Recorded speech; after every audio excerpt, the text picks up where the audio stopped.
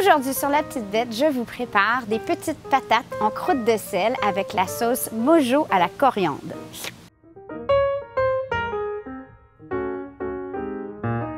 Cette recette d'aujourd'hui lance le thème des vacances pour le mois de juillet. Ça me semble une recette qui serait parfaite pour l'apéro ou un petit pique-nique entre amoureux.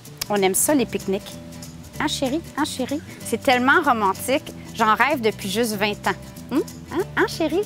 Tu sais, des fois, j'essaie d'être subtile, mais finalement, ça donne rien. Alors, on essaie de passer ces messages devant la caméra sur YouTube. Peut-être que ça va aider. Cette recette me vient en fait de ce livre, Genius Recipe de Food 52, qui est un livre en anglais, qui est vraiment un livre hyper intéressant parce qu'ils utilisent des ingrédients typiques, mais préparés d'une façon unique. Et ce sont des recettes qui viennent de tout plein de chefs et de grands de la cuisine un peu partout dans le monde. Ici, vous voyez la recette, ça m'intriguait réellement. On voit des petites patates fingerling ou des patates rates pour les cousins qui sont cuites dans l'eau salée et à la fin, donc on se ramasse avec une croûte de sel et la patate à l'intérieur a une chair très tendre, presque au beurre finalement.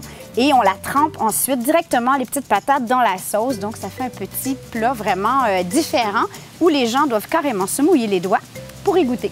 Pour commencer, vous allez avoir besoin de quelques petites patates. Idéalement, essayez de trouver des pommes de terre de la même grosseur. Ici, j'ai des fingerlings et des patates, je ne me rappelle plus le nom. On les met en une seule couche, dans un poêlon en fait. On va couvrir d'environ 1 litre d'eau ou jusqu'à ce que les pommes de terre soient à peine recouvertes. Donc, on n'a pas utilisé le litre au complet. Ça dépend de la grosseur de vos pommes de terre. On va ajouter 2 cuillerées à table de sel, du bon sel gris, j'ai ici. Ça semble énorme, mais beaucoup va rester dans l'eau et à l'extérieur des pommes de terre. Et donc, mais finalement, c'est le concept de la recette, on ne va pas y aller léger. Et on amène à ébullition sans couvrir. Et on va garder à ébullition jusqu'à ce que les pommes de terre soient cuites à point ou qu'il n'y ait plus d'eau. Maintenant, pour la sauce Mojo. Mojo à la coriandre, avoue que c'est le meilleur nom. Toi, as-tu ton Mojo? As-tu perdu ton Mojo? Parce que si tu as perdu ton Mojo, je suis en train de te donner la recette, fait que prends des notes. 3 belles gousses d'ail, un demi piment jalapeno, 1 cuillerée à thé de sel. Et maintenant, on en fait une pâte.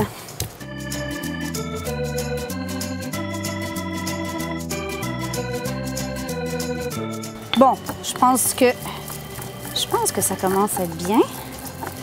Pas trop de gros morceaux. Maintenant, on ajoute la coriandre et on continue. Ici, j'ai 1 cuillère à thé ou 5 grammes de cumin que j'ai fraîchement moulu. Et maintenant, je vais ajouter graduellement mon huile.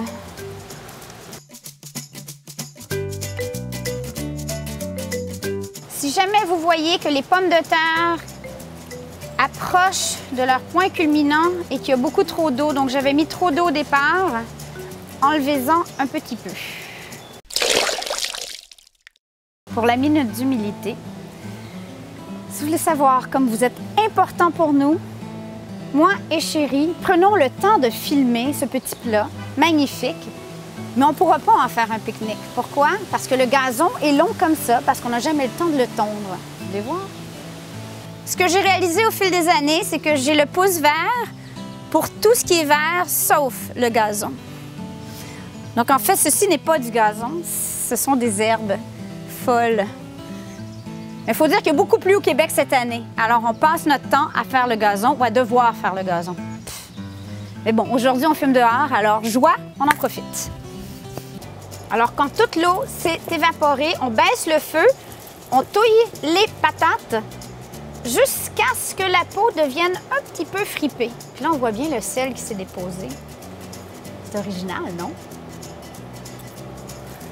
Une fois que les patates sont prêtes, à la toute fin, juste avant de servir, je vais ajouter 2 cuillerées à thé de vinaigre de vin, un bon vinaigre de vin ou ici, dans mon cas, un vinaigre de champagne, encore mieux.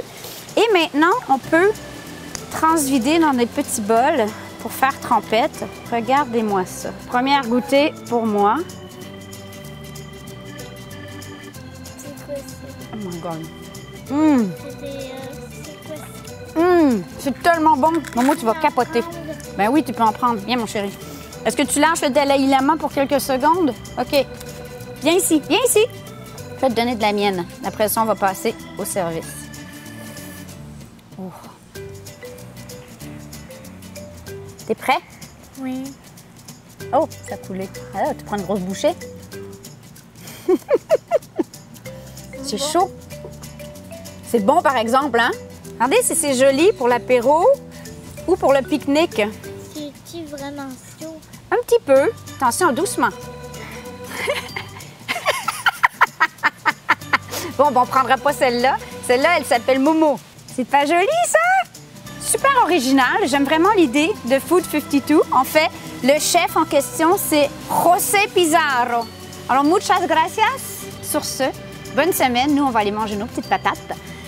Bonnes vacances! Et n'oubliez pas de nous suivre. Nous, on continue, même si c'est des vacances. Merci. Merci, on vous aime. Ciao!